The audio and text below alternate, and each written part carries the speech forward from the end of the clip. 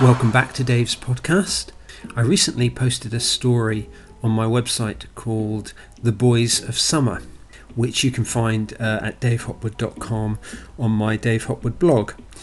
And I wrote this story about a group of boys who go venturing off into the woods, very much like Stand By Me, if you've seen that movie, or also there's a new film out called The Kings of Summer, which was very much in my mind when I wrote that story.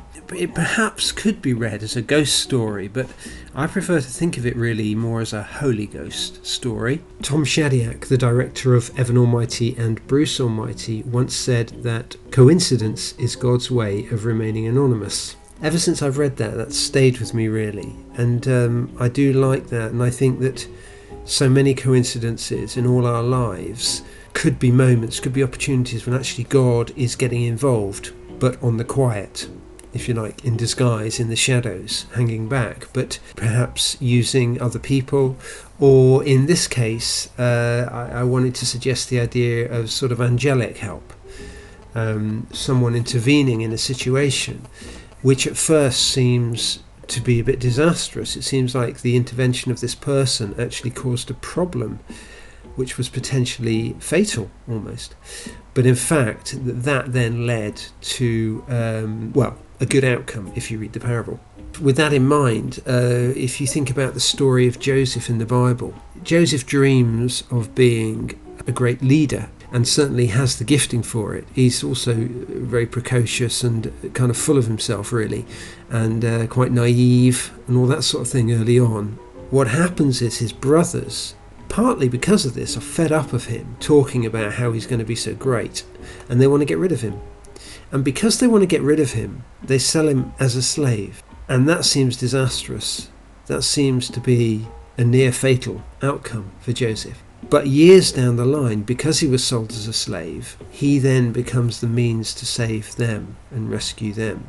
And I think the way God intervenes in our lives at times is through these strange happenings, strange coincidences, often, very often, through other people doing things which make a big difference for us.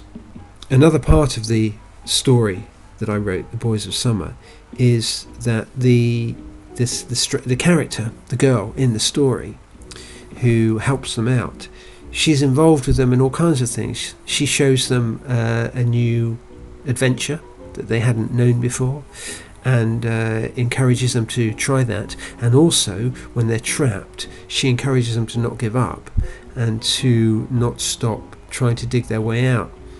I remember a moment in the book Touching the Void, which is the true story of Joe Simpson, who was climbing and fell down a crevasse and broke his leg, and then crawled his way back down the mountain and back home. Extraordinary story of survival and courage. He talks about towards the end of his journey, when all he wanted to do was fall asleep in the snow, which would have meant he would have died.